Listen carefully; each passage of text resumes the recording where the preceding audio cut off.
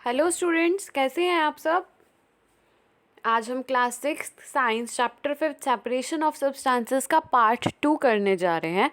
Part 1 chapter में हम half chapter कर चुके हैं। करते हैं पार्ट 2 स्टार्ट। कहाँ से होएगा स्टार्ट? हम विनोइंग तक कर चुके हैं, इवन सिविंग भी कर चुके हैं। आज हम स्टार्ट करेंगे सेडिमेंटेशन, डिकेंटेशन एंड फिल्ट्रेशन।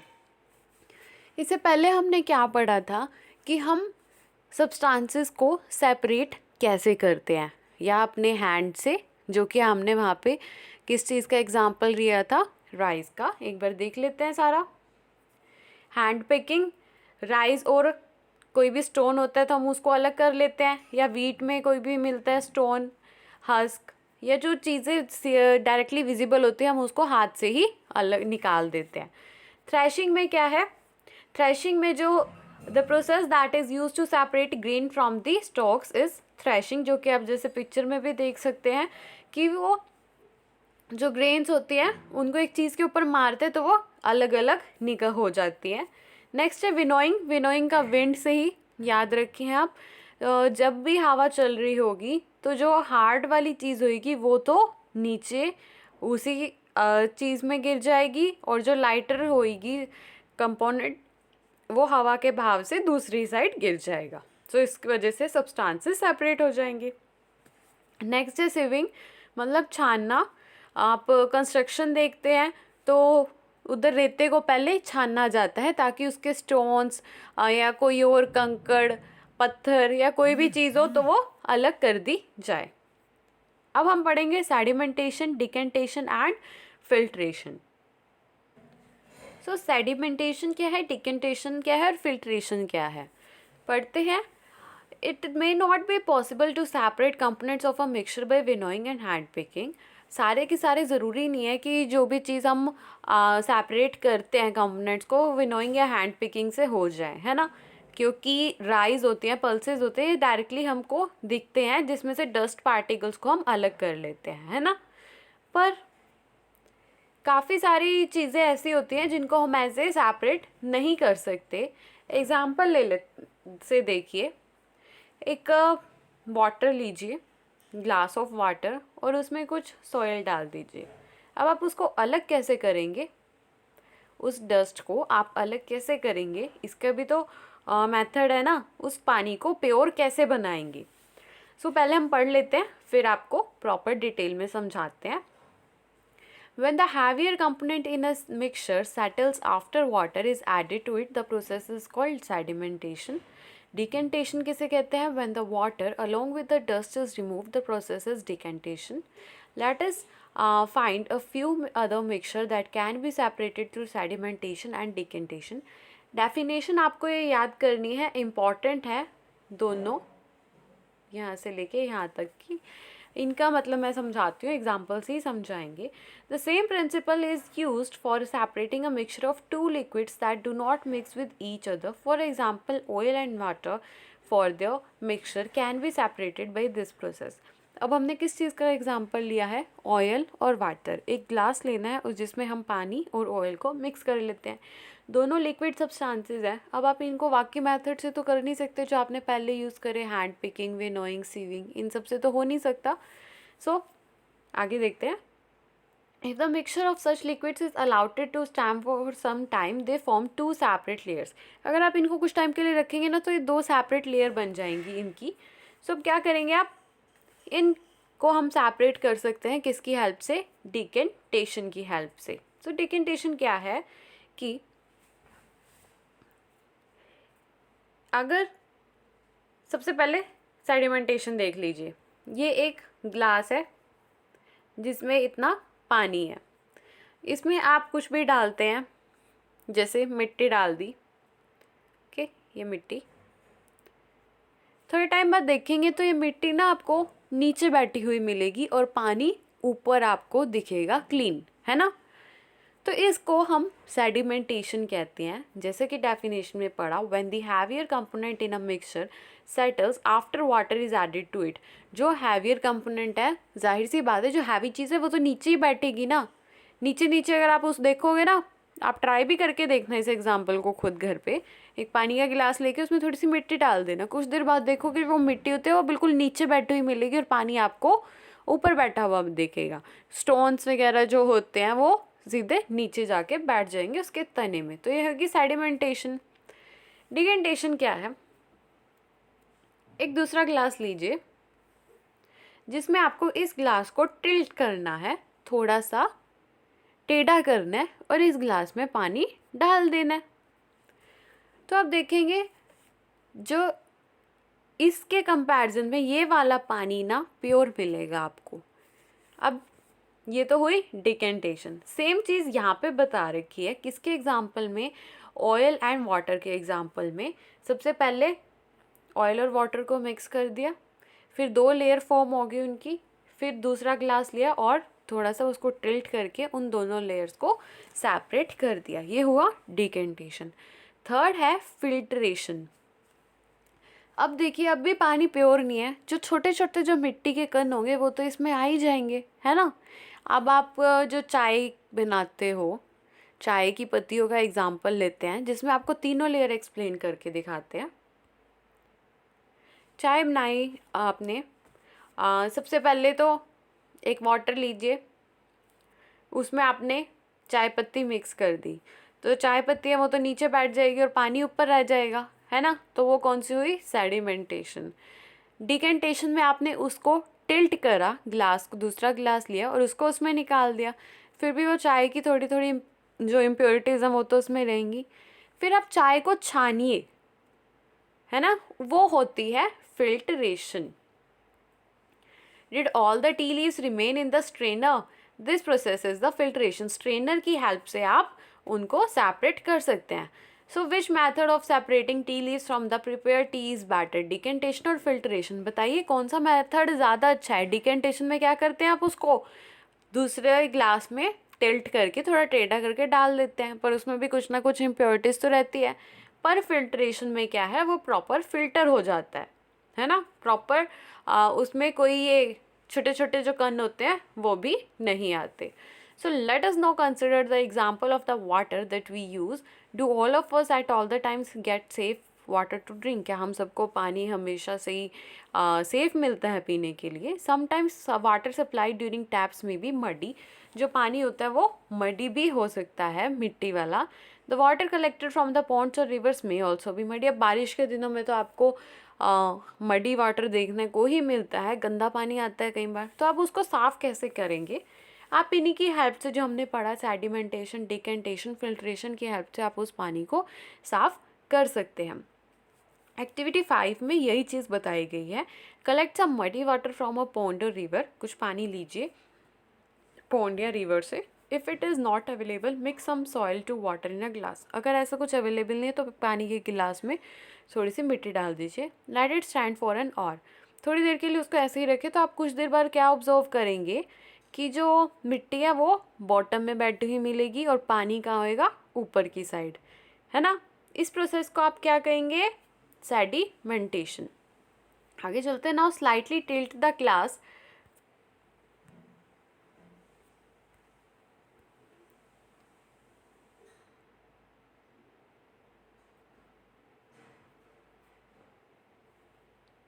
कहाँ गए हम, कहाँ पे थे? यस, ये रे।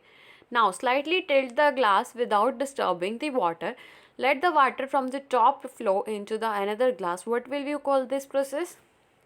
जो हमने अब दूसरे ग्लास में पानी को डाल रहे हैं, हम इस प्रोसेस को क्या कहेंगे? डिकेंटेशन। उससे पहले वाली प्रोसेस को क्या कहा? सेडिमेंटेशन। नेक्स्ट पर चलता है, is the water in the second glass still Mardi और ब्राउन इन कलर? क्या आपको जो अब आपने जो डिकेंटेशन की प्रोसेस करी उसके बाद भी क्या आपको पानी अच्छा लग रहा है, क्लीन है वाटर? नहीं ना। So now filter it. अब उसको एक स्ट्रेनर लीजिए और उसको फिल्टर करें।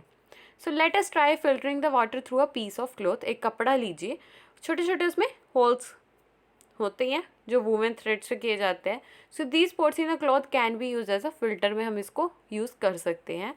तो आप उसको, if the water is still muddy, impurities can be separated by a filter that has even smaller pores। तो अब उसको फिल्टर को लेंगे, क्लॉथ को लेंगे और उसमें पानी डाल लेंगे तो पानी और ज़्यादा क्लीन निकलेगा, है ना, क्लीन वाटर आएगा। स्टिल अगर आपको क्लीन वाटर नहीं मिलता तो फिल्टर पेपर का भी आप यूज़ कर सकते हैं। Filter paper is one such filter that has very fine pores in it, छोटे छोटे पोर्स होते हैं। अब इसमें आप प्रोसेस में दिखा भी रखा है, ये देखिए ये फिल्टर पेपर यूज़ किया गया है ना। देखिए उसमें एक छलनी ली फिल्टर के लिए, उसमें पानी डाला गया तो नीचे बिल्कुल फ्रेश वाटर आया है ना। Fruit and vegetable juices are usually filtered before drinking to separate the seeds and solid particles of फल। जो हम फ्रूट या वेजिटेबल्स के जूस पीते हैं इनको भी पहले सेपरेट फिल्टर किया जाता है इनको पीने से पहले। So the method of filtration is also use in the process of preparing cottage चीज़ और पनीर। आपके घर में पनीर बनाते होंगे जो दूध को फाड़ के बनाया जाता है, तो आप कभी भी अपनी मदर को देखिएगा तो वो इसको पनीर को सेपरेट करती है ना। और पनीर बनाने के लिए फिल्टर ही करती है ना, कपड़े में उनको छानती है ना। So you might have seen that for making paneer a few drops of the lemon juice are added to milk as it boils. This mixture gives a mixture of particles of the solid paneer and a liquid. The paneer is then separated by filtering the mixture through a fine cloth or a strainer. जो वो फटा हुआ दूध होता है, पनीर बन जाता है ना उसका लेमन जूस ऐड करके उसमें, तो उसके बाद आप देखेंगे अपनी मदर को कभी भी तो वो एक या तो क्लॉथ लेती है उसको फिल्टर करने के लिए। नेक्स्ट एक्टिविटी है 6 इवेपोरेशन। इवेपोरेशन क्या है? The process of conversion of water into its vapors is called the evaporation. देखिए आप ऊपर पिक देख रही है ये वाली, नीचे एक आग लगाई गई है और ऊपर एक कंटेनर है ना। अब उसमें पानी बॉयल हो के जो वेपर्स निकलते हैं उनको हम इवेपोरेशन कहते हैं।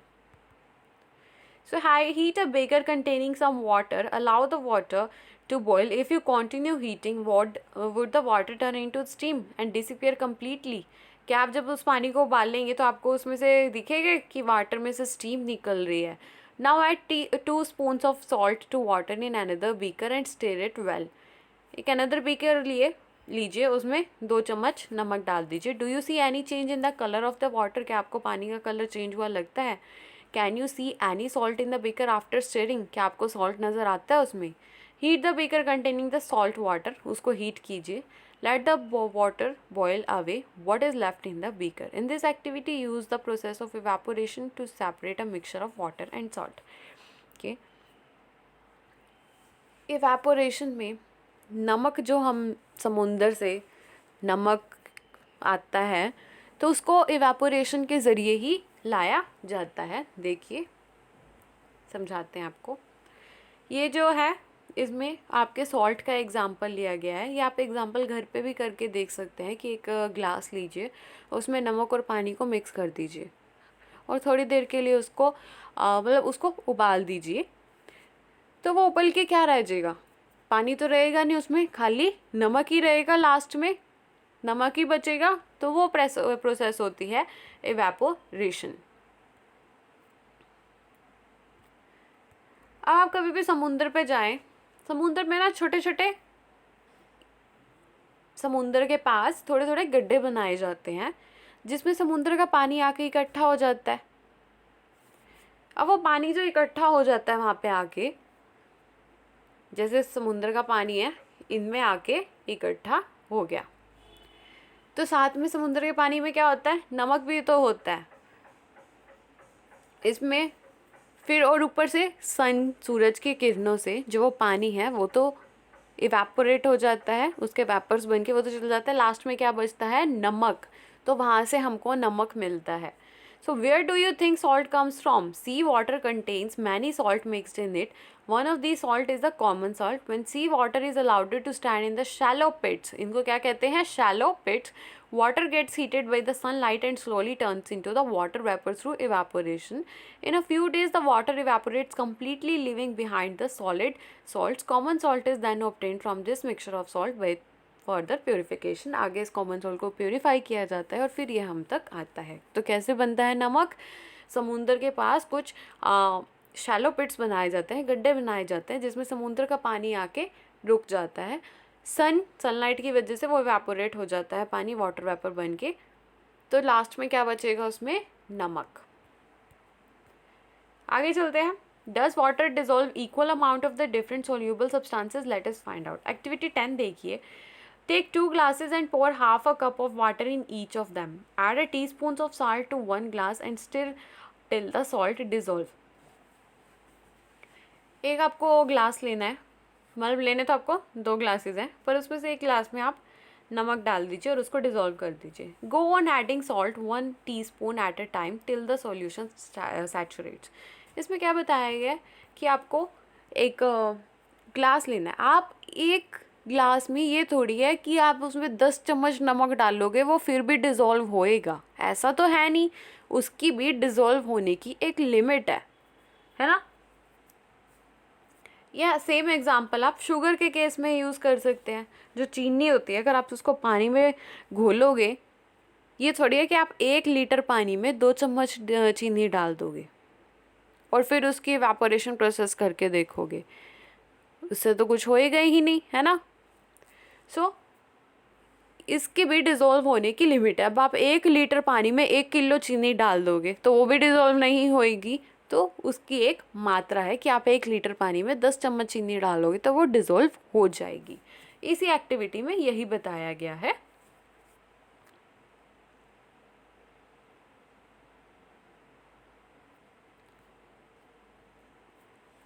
आइए पढ़ लेते हैं एक बार। Take 2 glasses and pour half a cup of water in each of them. Add a teaspoon of salt to 1 glass and stir the salt dissolve. Go on adding salt 1 teaspoon at a time till the solution saturates. Record the number of spoon of salt that dissolved in the water in table 5.2. Now repeat the same activity with sugar. Repeat this with some other substances that are soluble in water. What do you notice from 5.2? Do you find that water dissolves different substances in different amounts? We have discussed a few methods of separating substances. Some of the methods of separation presented in this chapter are also used in a science laboratory. We are also learned that solution is prepared by dissolving a substances in a liquid, and a solution is said to be saturated if it cannot dissolve more of a substance in it. Please underline the last line. जैसा कि हमने अभी बात करी, आपको proper एक बार हिंदी में मैंने समझा दिया है, उसके बाद आपको पैराग्राफ पढ़ के बताया है। सेम वही चीज़ लिखी हुई है इसमें कि आपको पहले, मतलब कोई भी चीज़ है तो उसमें आप एक लिमिट के अकॉर्डिंग ही वो चीज़ डिज़ोल्व होएगी। So solution is said to be saturated. एक सॉल्यूशन को हम सैचुरेटेड कब कहेंगे? If it can not dissolve more of the substances in it. उससे ज़्यादा सब्सटेंसेस वो डिज़ोल्व नहीं कर सकता, that will be called saturated. इधर आपका होता है chapter complete.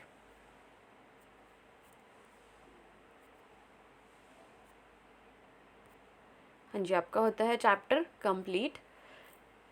Like, subscribe and share कर दिया कीजिए।